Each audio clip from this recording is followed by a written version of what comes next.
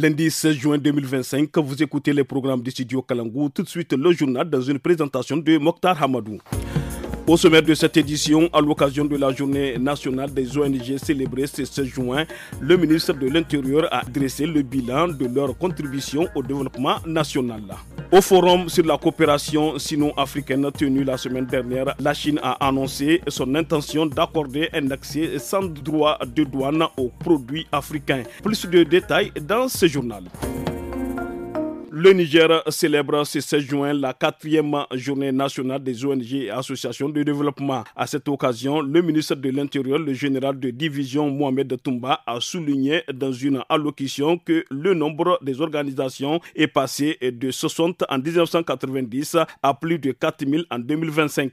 Leur contribution aux recettes fiscales est estimée à environ 17 milliards de francs CFA. Écoutons un extrait de son message recueilli par la RTN. Au Niger, les ONG constituent une composante essentielle de la société civile. La moyenne annuelle de financement mobilisé par les ONG s'élève à 156 milliards de francs CFA entre 2017 et 2024, ayant généré plus de 11 000 emplois directs sur la période. Au cours de la seule année 2024, leurs interventions ont permis de mobiliser plus de 250 milliards de francs CFA et créer plus de 9 151 emplois permanents et 17 721 emplois temporaires. En termes de contribution aux recettes fiscales, plus de 17 milliards de francs CFA ont été générés en 2024 par les activités des ONG et associations de développement. À l'occasion, ce 16 juin de la journée de l'enfant africain, Moussa Sidikou, coordonnateur national de l'ONG EPAD Niger, a souligné l'importance de protéger et de valoriser l'enfant africain. Il a lancé un appel en faveur d'investissements durables en faveur de la jeunesse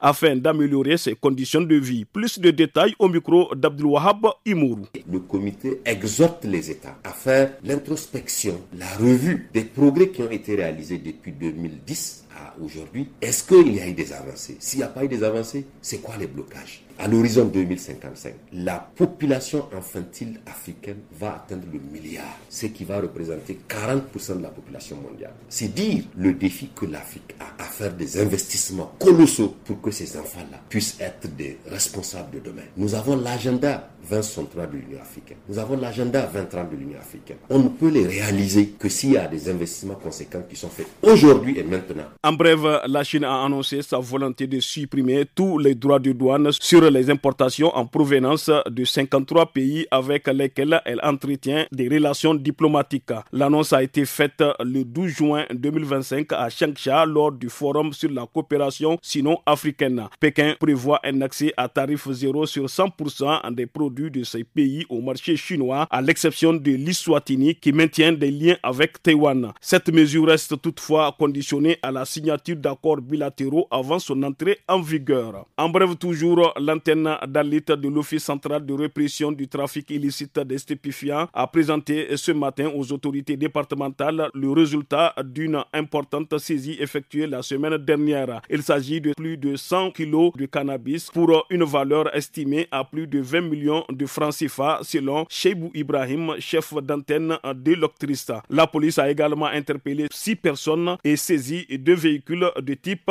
Hilux. La maternité du district sanitaire de Benin-Koni mène une campagne de sensibilisation. Elle encourage les femmes enceintes à connaître leur groupe sanguin afin de prévenir les complications liées à une éventuelle incompatibilité résus.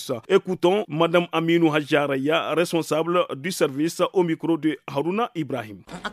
Quand on donne des examens sanguins à faire, peut-être que les maris ne comprennent pas ou que leurs femmes ne les en informent pas. La plupart des patientes reviennent avec le bulletin sans avoir fait l'examen. Le groupe sanguin de la femme enceinte est très important à connaître. On ne doit pas attendre d'avoir un problème pour chercher à le connaître. Ici, dès qu'une femme arrive pour son accouchement et qu'elle a besoin de sang, si elle connaît son groupe sanguin, il suffit juste d'aller à la banque de sang, en chercher et tester la compatibilité. Car même si le groupe sanguin est le même, le sang peut ne pas être compatible. Par contre, si elle ne connaît pas son groupe sanguin, il va falloir en chercher après beaucoup d'examens et ça fatigue la patiente.